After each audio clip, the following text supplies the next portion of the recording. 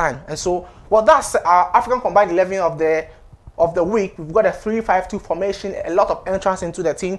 And from our perspective on this conversation and this discussion we've had, we've been joined by a freelance sports writer who is Neel Shelat, who is joined us all the way from Qatar, Doha. Hello, sir. Good evening. Welcome to ABC Sports. Good evening. Thank you very much for having me. Yeah, thank you very much for joining us as well. Though late in your country, you've joined us. We are grateful for that. What do you make as an African football expert of this combined 11 of the week? Is there any player you think should have made the list who didn't, or do you agree with this list? No, I think it's a pretty good list. I mean, you just look at some of the names there. I really like some of the shouts, like Yahya Fofana, for example.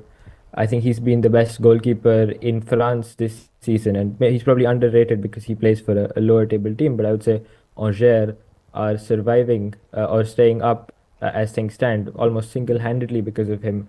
And of course, I mean, the likes of Marmoush and Baleba as well is an exceptional player, exceptional talent as well. I think he can even go on to maybe become the most expensive African player if Brighton do sell him in a season or two. So there's some very exciting young talents and of course some more experienced campaigners there. And of course, you look at the bench, there's names like Osimhen and Salah in there. So it just shows how much quality there is right now.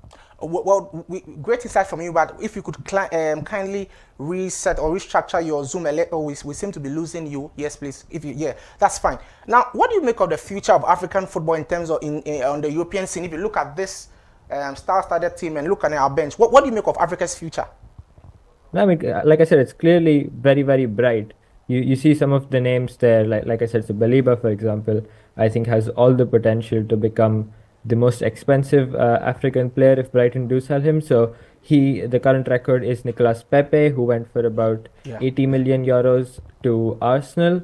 But I think Baleba could easily become the first African player to fetch a 9-digit transfer fee in euros if Brighton do sell him. And then there's so many guys like Yankuba Minteh as well, again at Brighton.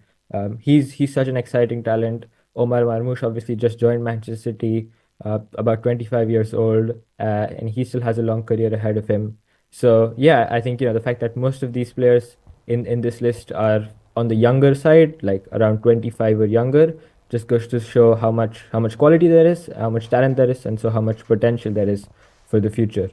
Well, great insight there. For the first time, I've heard a sports analyst pick on Carlos Baleba. I think he's a player who, as you rightly mentioned, his talent has been slept on. It's good that you've showed some faith in him, and we hope that your show of faith in him would be repaid when Brighton get good money for him.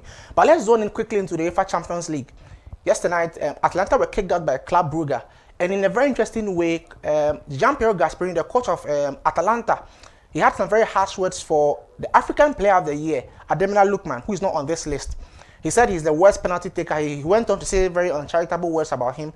Today we saw Gasperini-Lookman react with a statement on his Instagram page as well. What do you make of the whole saga from the African Player of the Year and his coach?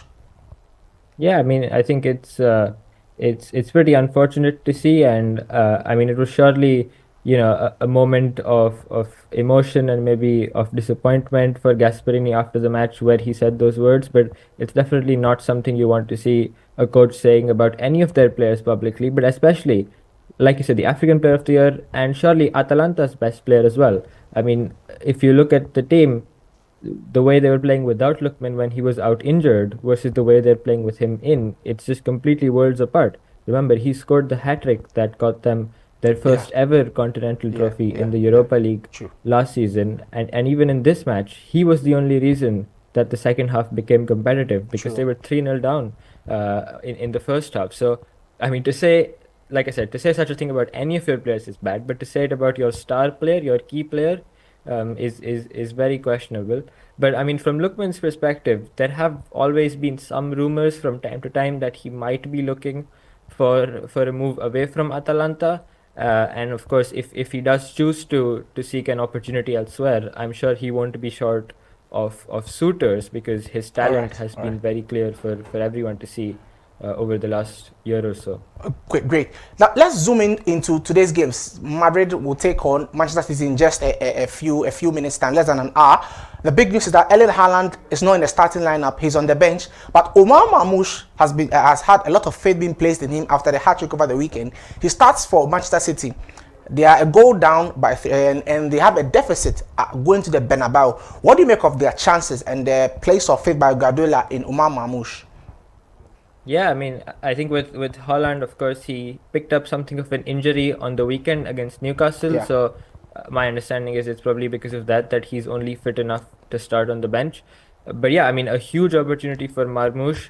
I do think the Marmoush and Holland partnership is really what is ideal for City, and definitely that will get the best out of Marmoush as well. And we saw on the weekend the runs he made around Holland were the reason he got all of those goals. Yeah, true. So it'll be interesting to see how he does alone up front, so to speak. But yeah, a huge opportunity for him. But I would say, especially with Holland out of the side, I think Real Madrid are very much the favorites for this tie. Well, in wrapping up, just a question, simple question. It takes me back to the Lookman issue.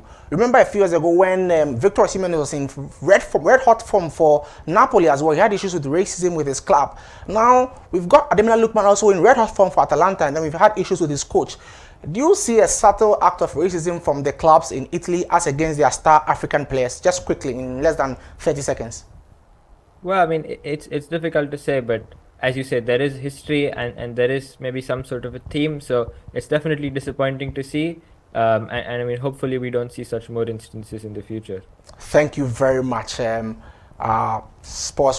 sports analyst who's joining us all the way from Doha, Qatar. Shukran, thank you very much for your time. Well, that was Neel Shelat, who is a veteran sports journalist, a freelance writer who writes for Al Jazeera and also other sports channels, also mainstream in Europe.